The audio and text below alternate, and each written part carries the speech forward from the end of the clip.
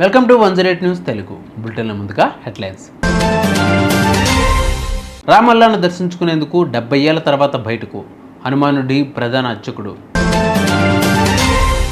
వైసీపీకి దెబ్బ మీద దెబ్బ, విశాఖ గుంటూరు మేయర్తో పాటు కుప్పం మున్సిపాలిటీలపై టీడీపీ జెండా. త్వరగా కోలుకోవాలా, అయితే నీ యూరిన్ తాగు, ఫాలో అయిన నటుడు. 3 రోజుల పాటు ఏపీలోని పలు ప్రాంతాల్లో వర్షాలు, తేలికపాటి నుంచి ఓ మోస్తారు వర్షాలు కురిసే అవకాశం.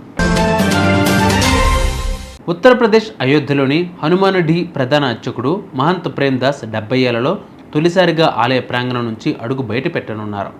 అక్షయ తృతీయ రోజున ఆయన హనుమాన్ ఆలయానికి కొద్ది దూరంలో ఉన్న బాలరాముడి దేవాలయానికి వెళ్లనున్నారు. అయోధ్యలో దాదాపు 32 ఎకరాల్లో హనుమానుడి ఆలయం విస్తరించి ఉంది. శతాబ్దాలుగా వస్తున్న ఆచారాల ప్రకారం ఆలయ అధిపతి జీవితాంతం ఆలయ ప్రాంగణం నుంచి బయటకు వెళ్ళకూడదు. 18వ శతాబ్దంలో ఆలయ స్థాపనతో మొదలైన ఈ సాంప్రదాయం చాలా కఠినమైనదని, కోర్టుల ముందు కూడా హాజరయ్యే వీలు లేదని స్థానికులు తెలిపారు. ప్రస్తుతం ప్రధాన పూజారిగా ఉన్న మహంత్ ప్రేమ్ దాస్ తన జీవితంలో ఎన్నడూ గుడి ప్రాంగణాన్ని వేడలేదు. ఇటీవల ఆయన రామాలయాన్ని సందర్శించాలనే కోరికను వ్యక్తం చేశారు. ఇదే విషయాన్ని నిర్వాణి అఖాడా దృష్టికి తీసుకువెళ్లగా ఆ అఖాడా సభ్యులు ఏకగ్రీవంగా ఆమోదం తెలిపారు. ఏప్రిల్ 30న అక్షయ తృతీయ రోజున ఆలయ అధిపతి ఊరేగింపుగా అయోధ్య రామాలయానికి వెళ్తారు. ఈ వేడుకలో ఏనుగులు, ఒంటెలు, గుర్రాలు భాగమవుతాయి. ప్రధాన అర్చకుడి వెంట నాగసాధువులు, వారి శిష్యులు, భక్తులు ఉంటారు. తొలుత ఉదయం 7 గంటలకు సరయూ నది తీరానికి చేరుకుని అక్కడ పుణ్యస్నానాల అనంతరం రామాలయానికి వెళ్తారు అని అఖాడా ప్రధాన మహంత్ రామ్ కుమార్ దాస్ తెలిపారు. విశాఖ మహానగర పాలక మేయర్గా పీలా శ్రీనివాసరావు ఎన్నికయ్యారు. జీవీఎంసీ పాలకవర్గ సమావేశం ఉదయం 11 గంటలకు ప్రారంభమైంది. జిల్లా సంయుక్త కలెక్టర్ మయూర్ అశోక్ అధ్యక్షతన నిర్వహించిన ఈ సమావేశానికి కార్పొరేటర్లు, ఎక్ అఫీషియో సభ్యులు హాజరయ్యారు. జీవీఎంసీ మేయర్గా కూటమి అభ్యర్థి టీడీపీ కార్పొరేటర్ పీలా శ్రీనివాసరావు ఎన్నికైనట్లు జాయింట్ కలెక్టర్ ప్రకటించారు. ఆయనకు ధ్రువపత్రం అందజేశారు. గుంటూరు మేయర్ పీఠాన్ని టీడీపీ కైవసం చేసుకుంది.